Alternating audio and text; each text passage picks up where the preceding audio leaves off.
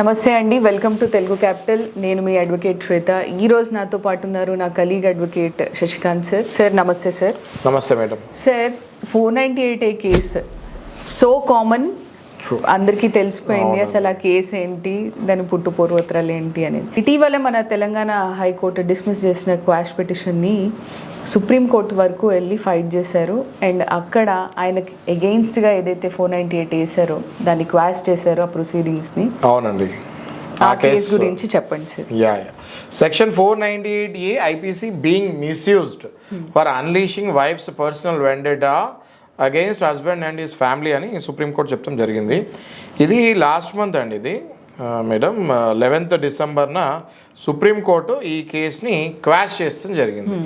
ఇది FIR register అయింది 498A కింద Indian penal code, as well as 3 and 4 dowry prohibition act కింద ఒక ఆయన మీద, ఒక హస్బెండ్ మీద FIR రిజిస్టర్ అయింది.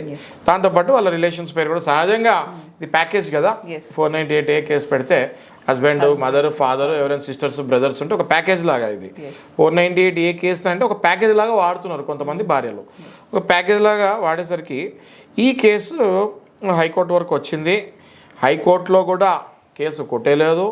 అక్కడితో ఆగకుండా ఈయన సుప్రీంకోర్టుకు కూడా వెళ్తాం జరిగింది. సుప్రీంకోర్టు ఈ కేసుని కొట్టేస్తాం జరిగింది. ఇది యాక్చువల్గా మన హైకోర్టు లెవెల్లోనే కొట్టేస్తుందేమో అని అనుకున్నారు, కానీ కొట్టకపోవడంతో సుప్రీంకోర్టుకి అప్పీల్కి వెళ్ళారు. చాలా మందికి తెలియని విషయం ఏంటంటే హైకోర్టు వెళ్ళి ఆగిపోతూ ఉంటారు 498A కేసెస్ క్వాష్ అవ్వట్లేదని.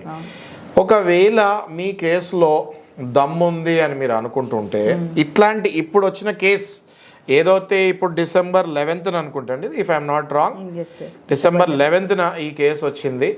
ఈ కేసు లాగా ఈ కేసుని బేస్ చేసుకొని ఇక మీదట తెలంగాణలో 498A కేసులు అన్యాయంగా మీ భార్యలు కనుక మీ మీద పెడితే ఖచ్చితంగా హైకోర్టు కొట్టేసిన, హైకోర్టు కొట్టేయకుండా ఫస్ట్ ఆఫ్ ఆల్ సుప్రీంకోర్టు ఇచ్చిన ఈ జడ్జిమెంట్ త్రూనే హైకోర్టులో మనం క్వాష్కి వెళ్ళచ్చు. లేనిచో సుప్రీంకోర్టు క్లియర్గా చెప్పింది అబ్యూస్ చేస్తానికి లేనే లేదు ఈ సెక్షన్ని అని. నేను మీకు ఉదాహరణ కూడా చెప్తాను. 2014లో సేమ్ ఇలాగే 498A కేసు వేస్తే అప్పటి వరకు అరెస్ట్ అయ్యేవాళ్ళు.